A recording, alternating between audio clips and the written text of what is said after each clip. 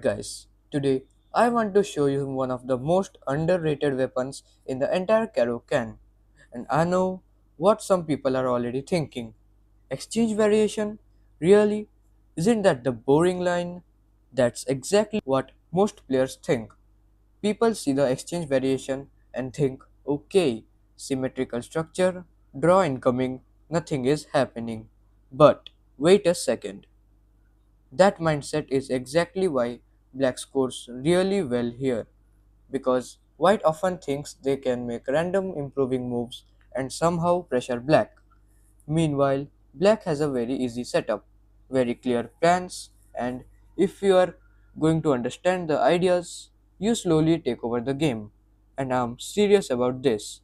I'm not going to give you 20 computer moves nobody remembers 5 minutes later. I want to show you something practical, something where if you finish this video and play a game tonight, you will actually remember the ideas. So, let's get into it.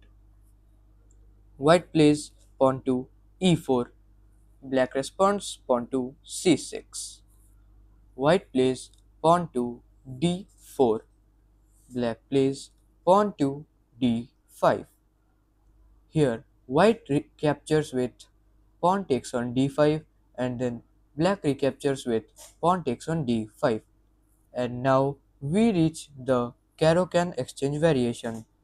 Pause here for a second and take a look at black's position. A lot of new players see the symmetry and think black has no winning chances. No, actually, black has a very healthy structure, no weaknesses, easy development, and clear plans. Honestly, that alone already makes me happy. Now, white often develops bishop to d3. Very natural. Black responds knight to c6. White often continues pawn to c3 to protect the d4 pawn, and now we play knight to f6. Again, very simple. Develop pieces, no tricks, no weird moves, just good chess. White now frequently goes bishop to f4, and now I really like bishop to g4.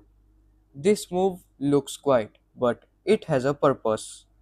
A lot of club players develop pieces and stop thinking. But ask yourself, what is my move actually doing? Bishop to g4 creates pressure immediately.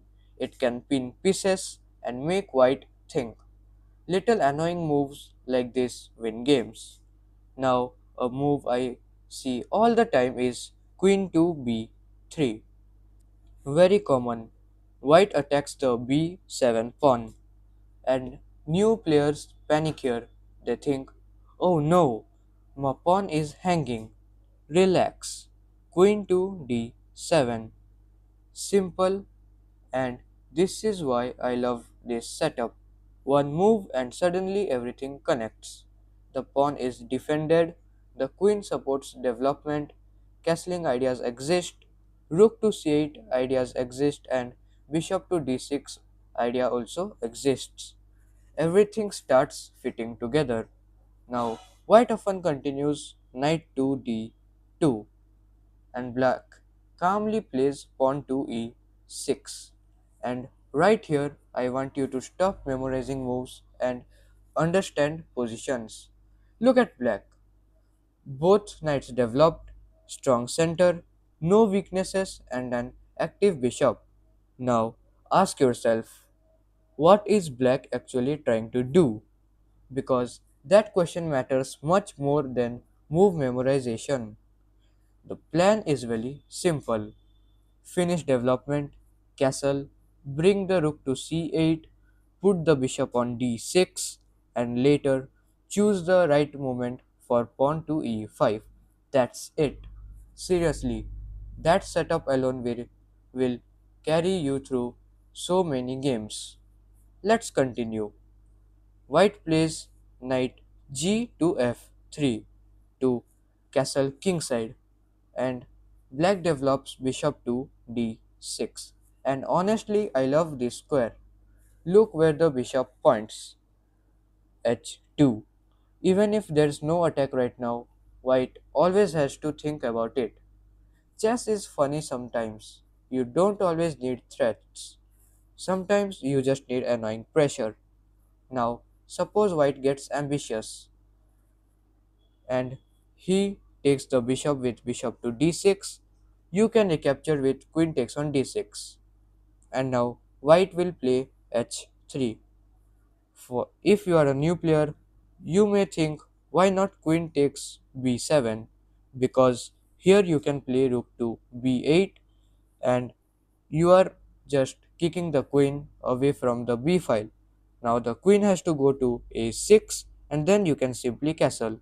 So here you got a tempo, you castled and you also developed the rook, and now at some point in future you can take the b2 pawn. Alright, so now in the main line, white played pawn to h3, trying to ask your bishop questions. Fine, bishop to h5. And this is a huge lesson. Whenever your opponent attacks on one side, look at the center, because white pushed pawns, weakened squares, and changed the king structure.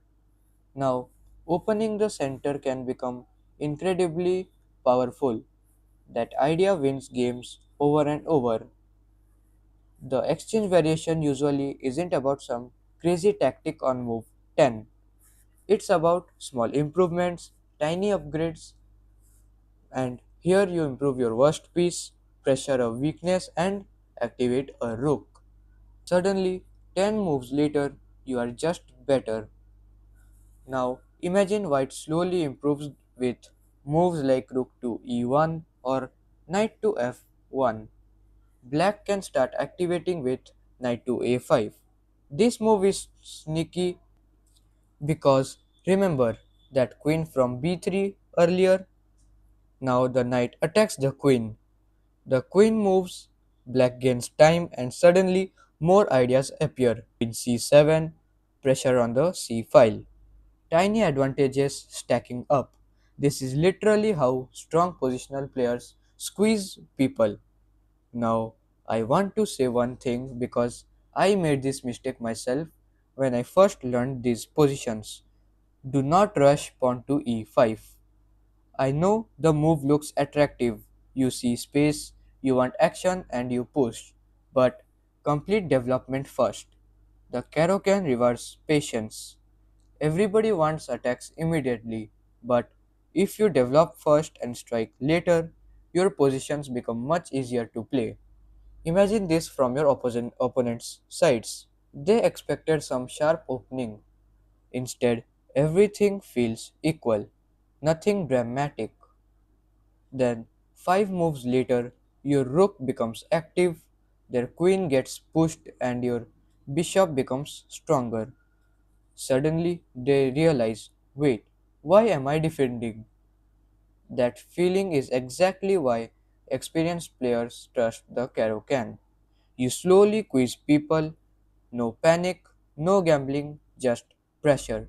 And before ending, here's the easiest memory trick: knight to c6, knight to f6, bishop to g4, queen to d7, pawn to e6, bishop to d6, rook to c8, and then look for the right pawn to e5 break.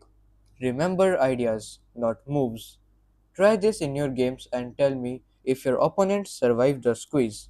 And if you enjoy practical opening videos where I explain what real players think over the board instead of impossible lines, subscribe because I have got more coming. See you in the next one.